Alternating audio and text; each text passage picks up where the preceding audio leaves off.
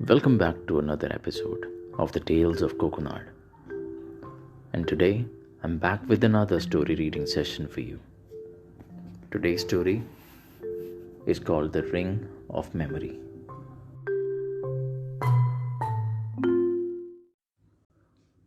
Once there lived a king named Vishwamitra who gave up everything to become a sage and went into meditation in a forest for several years. Lord Indra, the king of the gods, was afraid that the powerful sage's penance would be a threat to his throne. So he sent his most beautiful celestial dancer, Menaka, to distract Vishwamitra. Menaka came down from the heavens and tried to distract the sage. After a lot of efforts on her part, Vishwamitra opened his eyes. The moment he laid eyes on Menaka, the sage forgot his meditation and fell in love with her. The couple lived happily for a while until they had a baby girl. Vishwamitra couldn't take his eyes off the cherubic baby, but she reminded him of his purpose, and he realized, to his great dismay, that he had completely forgotten about his penance. Instead, he had become the father of a child. Angry and upset, he said to Menaka, "I understand now what has happened here. You are the one who diverted my attention from my purpose. From this day on, it is your sole responsibility to look after this baby. Don't ever approach me again. If you do, I will curse you in such a manner that you will regret the day you came looking for me."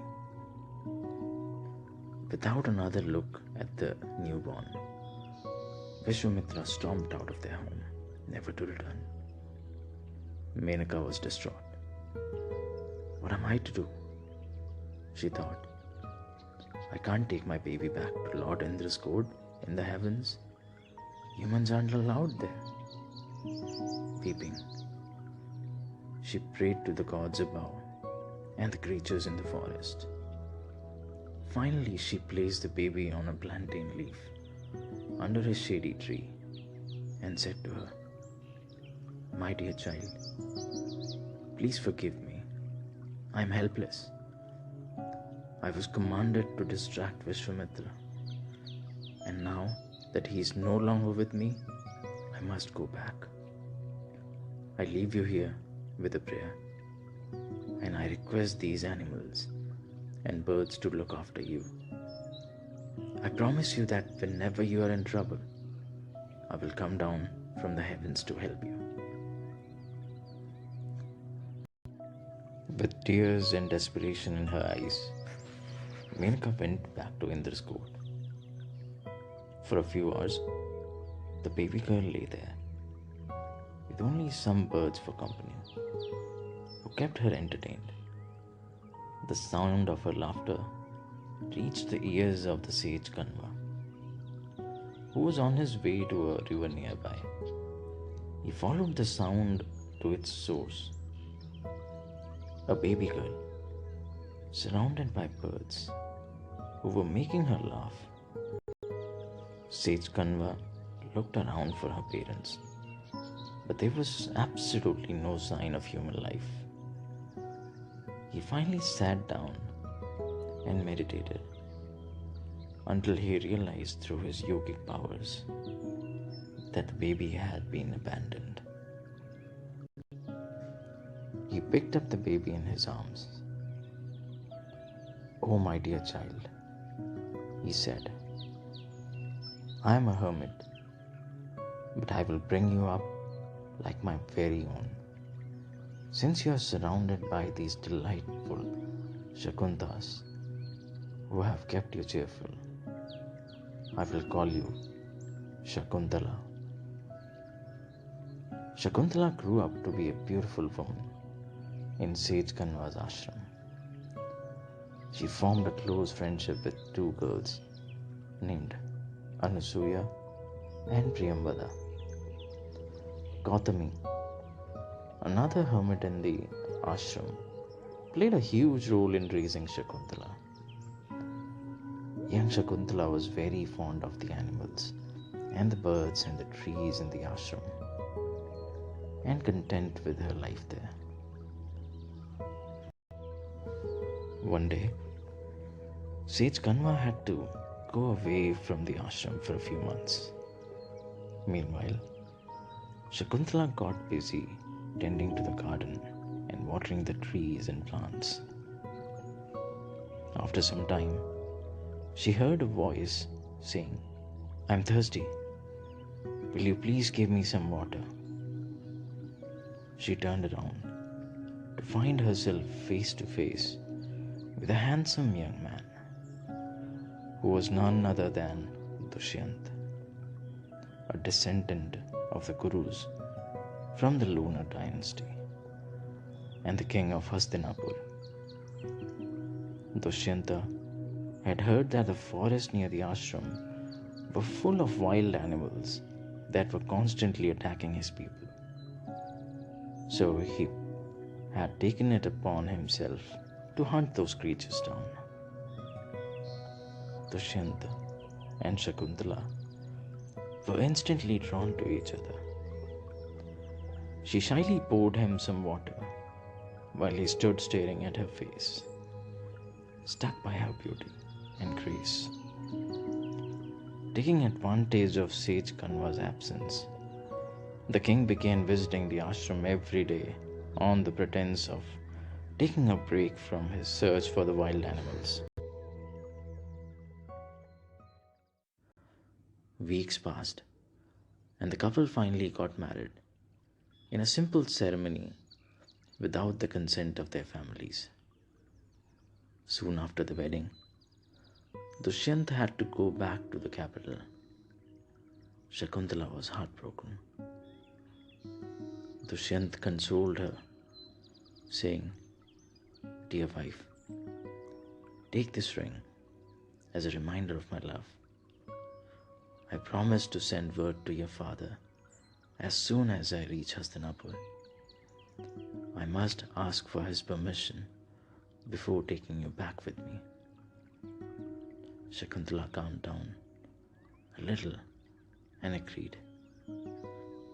She wore the slightly loose ring on her finger and looked at her husband with trust and confidence. Dushyant became busy with the matters of the state as soon as he reached the capital. So, he decided to put off sending word to Shakuntala's father until he had more time on his hands. Meanwhile, Shakuntala found that she was pregnant. When Sage Kanwa came back to the ashram, he learnt of everything that had happened. "Though I have raised Shakuntala as my daughter, she has chosen to marry a king and not a sage. But I know that she will make an elegant queen," he thought. He said to his daughter, "Let's not wait to hear from Dushyant.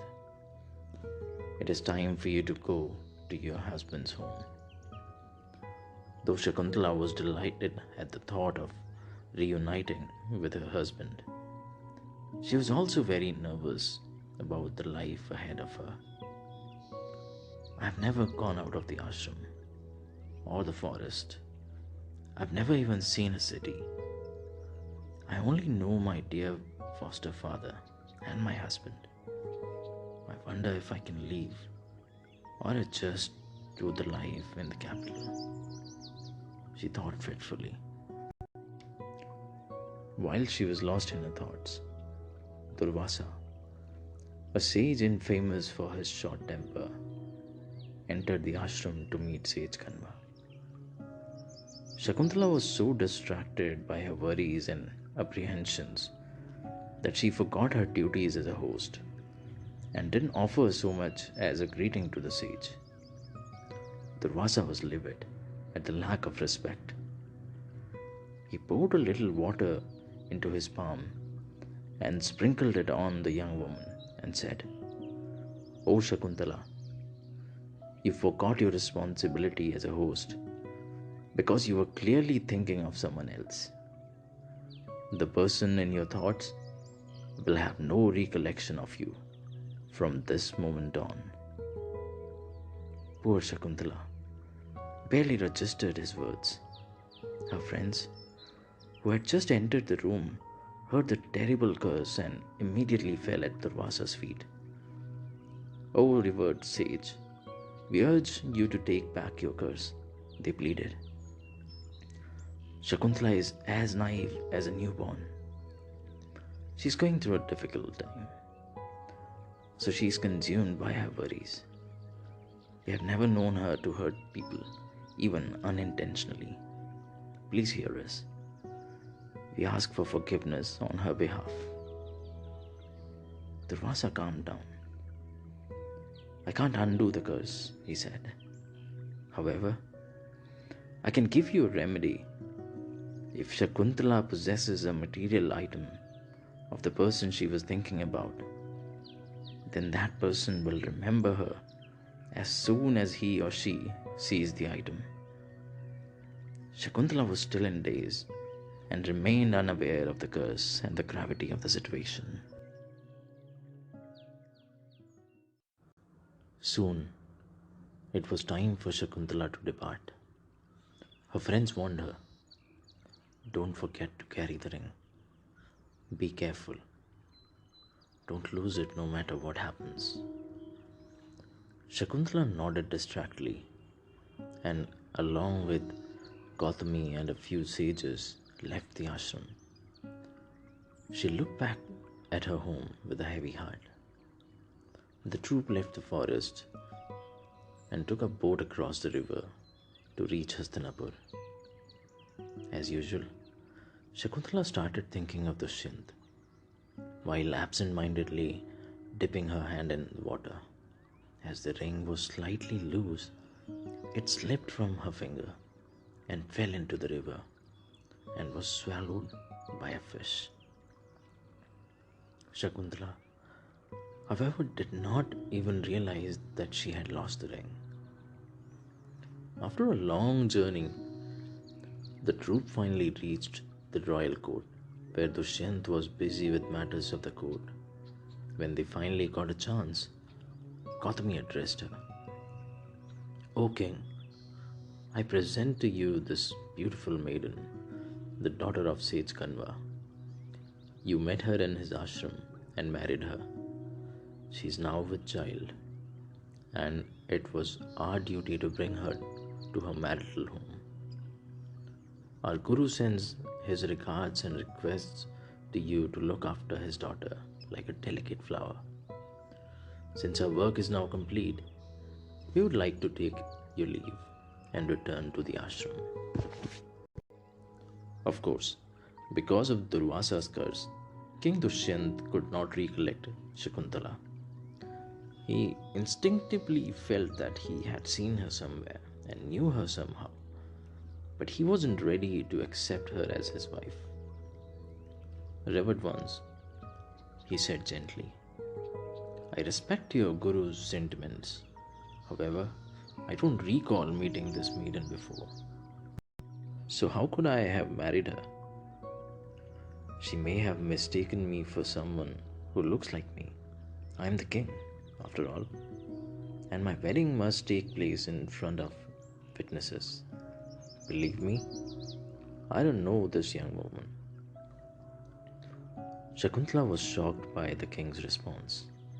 In tears, she said, "O king, it was you who married me. I know that. I don't come from royalty, but I'm not a liar. I'm the daughter of a sage, and money doesn't have any meaning for me. Values and virtues are the only wealth I possess. I married you because I loved you and not because I wanted to become a queen. O king, hear me out. Listen to the memories of our time together. I'm sure that you'll be able to remember it all." Shakuntala went on to share a few incidents trying her best to remind her husband of their past, but it was of no use. Finally, the king said, "Look, do you have any kind of actual proof? I am unable to recollect anything from your stories." Suddenly, Shakuntala remembered the ring that he had given her. "Of course," she cried out. "I can show you one thing."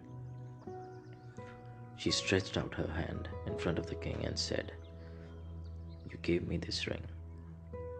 But when she looked at it, she realized to her horror that the ring was lost. "Oh my God, it is gone." The king waited.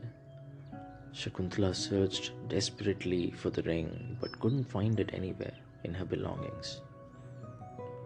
Gautami asked worriedly, "Where did you leave it, Shakuntala?"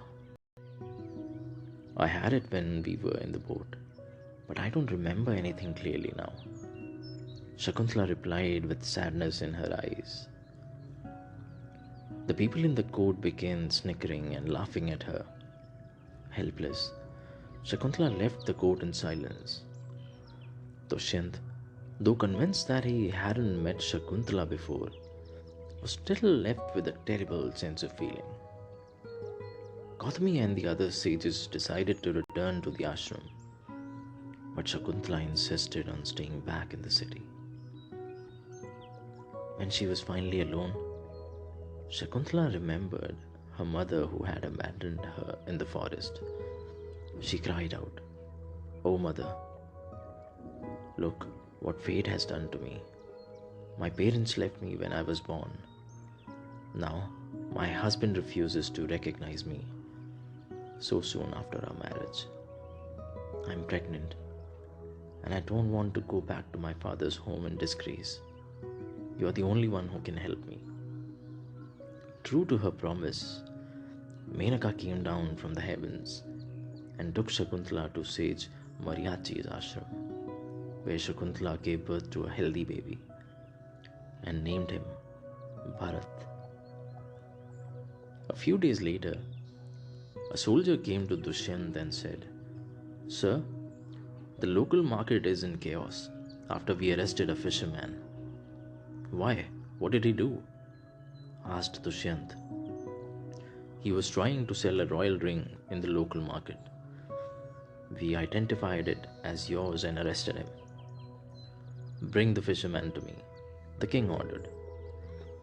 When the fisherman was brought to the king, it was evident that he was scared out of his wits.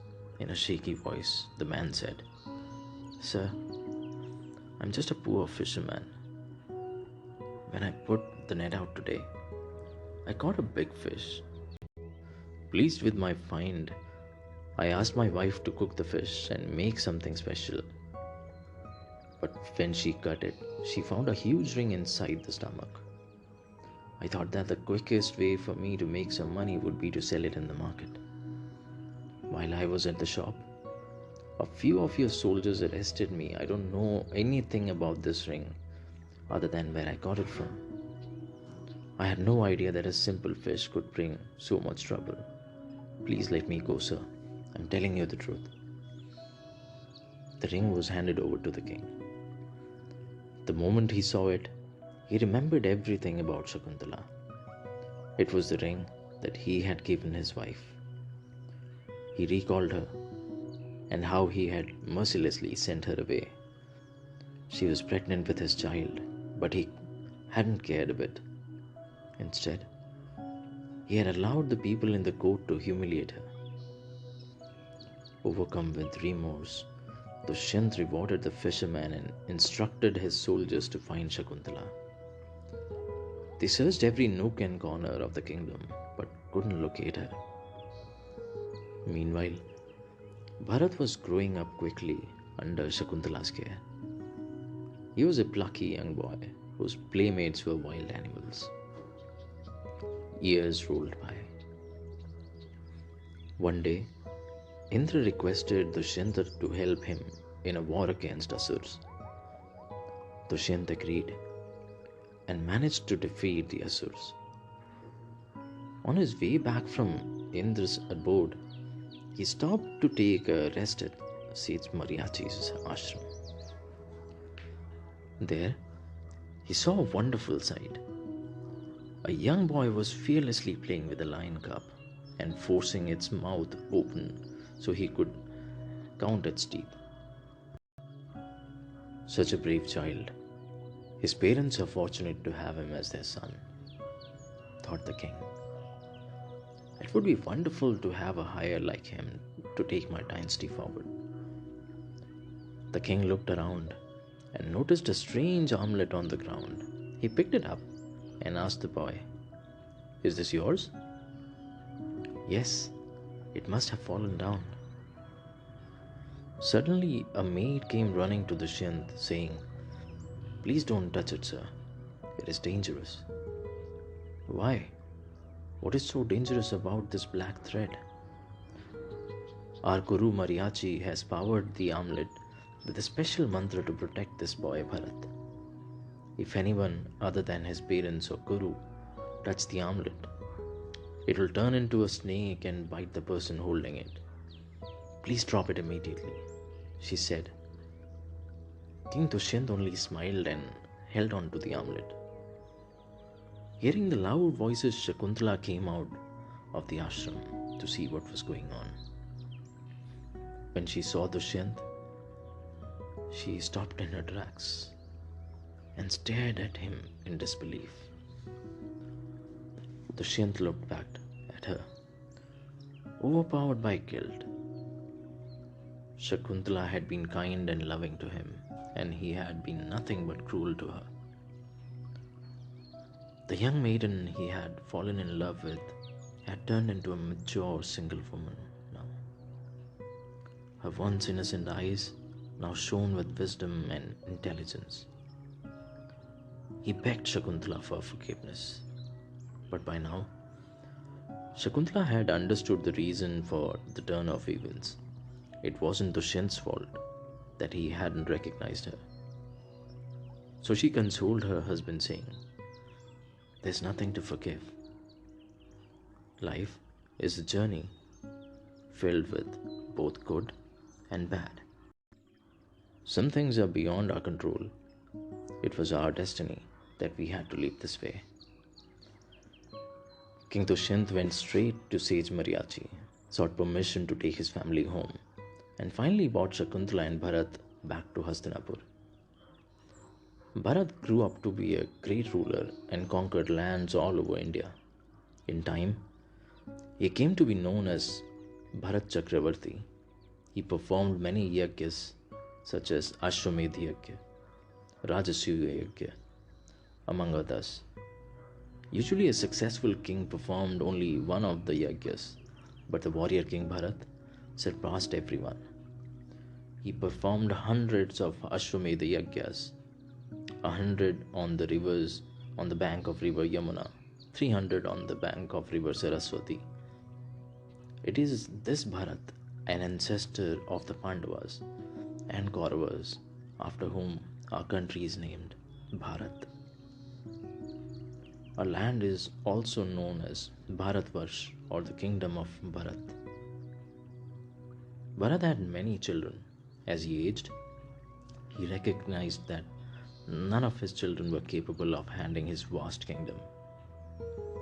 After long discussions with his ministers, children, and subjects, he understood that a good successor had to be strong, intelligent, and compassionate, even if it meant that none of his children or relatives could ascend the throne.